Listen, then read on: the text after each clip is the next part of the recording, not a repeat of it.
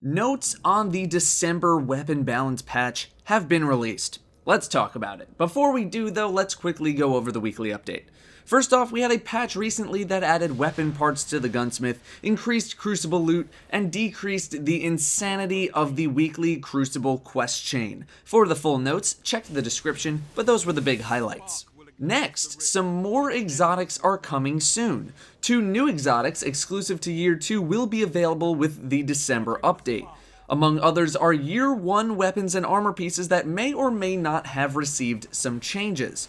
We don't know what they are yet, but Bungie will be revealing them on their Instagram gradually through the next little while. Their Instagram link is in the description. Next, the Refer a Friend system is a thing. More information is coming soon, but the program starts on the 23rd. In short, if you refer a friend to the game, you can get some bonus cosmetic things like an emblem or a sparrow if you do some quests.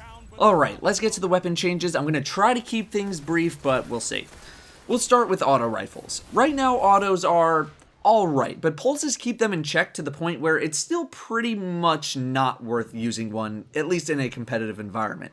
So, base damage for all autos is getting increased. Low rate of fire stuff gets a 3% base increase, medium rate of fire gets a 7%, and high rate of fire gets a 4%.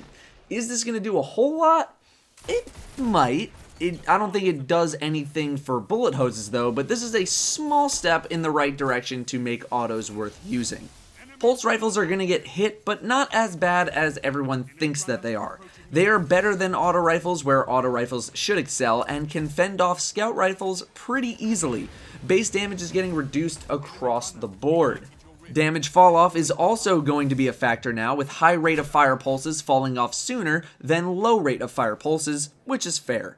Also, they're getting their base damage increased versus AI to 1.3x when it was 1.25x. So the base damage reductions sound devastating for pulses, but let's check out a chart that Bungie provided. As we can see, all they really did was make it so that it takes 1 extra bullet to outright kill a target in most situations. Most of the time, kills are a mix of headshots and body shots. But, for example, in every circumstance where you're getting all crits with any pulse rifle, that target is still guaranteed to die in the same amount of shots. It's only when you're going for the body that you may notice a big change. Everything got shifted either by no bullets or 1 bullet, or maybe like half a bullet. I think pulses are still going to be fine, just not as dominant as they are now, because let's face it, they're pretty dominant. Hand cannons are getting a slight buff, increased aim down sights accuracy for more reliable shooting at close to medium range. Perfect. This is what they needed from when they got nerfed back in 2.0. They just got hit a little too hard, so after this change, we'll see where they stand. For now, I think they will be in a pretty good spot. Shotguns are getting many changes. People still hate shotguns. A lot. There are still some crazy kills that get to happen. I will do a quick, too long didn't read of what's happening, but basically, damage falloff is reduced to match melee lunge ranges, the handling speeds of shotguns was slowed down, recoil was increased across the board, reload speeds and aim down sights times were slowed down across the board, base movement speed was slowed down while the weapon is active, sprint speeds being unaffected, slight delay, 2 frames when firing out of sprint, and base damage against AI was increased to 1.6x from 1.55x. That's a lot of changes, but basically it means that if you still want your shotgun to be your primary weapon, you're going to have to be much more tactical at succeeding. Sprinting at people and shotgunning them down is going to be more difficult, supposedly. Shotguns will still be fine if you use them in close spaces where they are supposed to succeed. It's just that being more aggressive with them, flying into people's faces from 100 feet away, that is what sounds like is going to be harder to do. I am personally just fine with that because screw shotguns. Fusion rifles are getting some changes, not really sure what Bungie is trying to do with them yet. Charge speeds were increased on fast charging fusions but have reduced burst to compensate. Fusions behave more predictably based on player state. Hipfire stability got reduced, but aim down sights and crouch stability was increased, reduced carried ammo inventory, and increased base damage against AI to 1.25x up from 1.15x. Well, the thing I wanted was a damage increase, and although it wasn't 50%, at least it's something. A stability buff is nice. I don't know too many people using fusions from hipfire. Reducing carry ammo for fusions, I don't know why the hell that change needed to be made, and until I do find out, I'm just going to say it's dumb like an irrational person. And reduced hipfire stability, I guess maybe I can see why, but fusions really aren't a big problem right now, so I don't know why you wouldn't just leave them as a little bit strong right now to make up for it. I don't know. We'll see if this does anything, but I do like the damage buff for PvE. That's nice. Snipers are basically unchanged. Damage fall off was extended, so only that super far shots will see any damage drop off, and luck in the chamber has gone the way of final round, where luck in the chamber now only affects precision shots. Good. If you are salty about this change, please post in the comments so that we may mock you. Sidearms are still a thing. They get increased ready and stow speed across the board. I think with the shotgun nerf, you may see more people opting for sidearms now, so maybe start hunting for one with a good roll. Exotics are also getting some changes. The first curse is getting buffed, which is desperately needed. It's getting a base range increase, and the first curse perk now refills the magazine when activated, gives better stability, better target acquisition, and damage fall off starts farther away.